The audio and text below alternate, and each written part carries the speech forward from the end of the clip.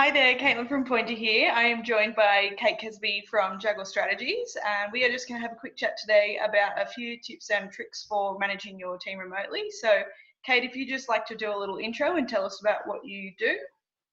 Yes, nice to be with you. Thanks, Caitlin. At Juggle Strategies, we help organisations to change the way that they work to take advantage of flexible work. Sometimes that's remote, sometimes it's more dynamic than that, changing time, place, all those things. But at the moment, all the focus is on remote work.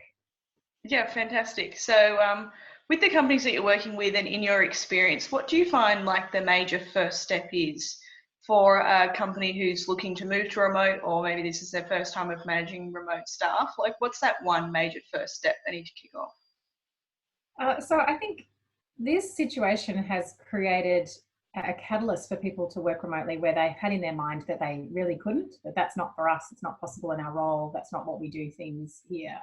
And suddenly they've had to do that. So the first thing for many organisations has been the technology that they've not invested in or they've not been set up, getting people laptops or getting them a VPN to be able to dial in and access the network remotely. If people don't have mobiles, then how do they forward it? So it's the really basic technology piece of how to get people equipped with the absolute basics to be able to work at home. Yeah, I think that's something that we can really underestimate as a company. Pointer is obviously already set up to go remote. We have everything already in place, but it's something that I think a lot of companies do overlook when they first move out, because they sort of think, righto, well, I've got to get my staff out of the office. But even just things like contact lists and the filing's got to be got into the cloud base. Like, there's so much more to it than just literally punching your workers out the door and giving them a laptop and getting them set up. In terms of like culture and management, do you see that there's one major thing that you, I guess, encourage your businesses to do? Yes, trust. And that's easier said than done for a lot of organisations and a lot of leaders, depending on the culture that they had going into this.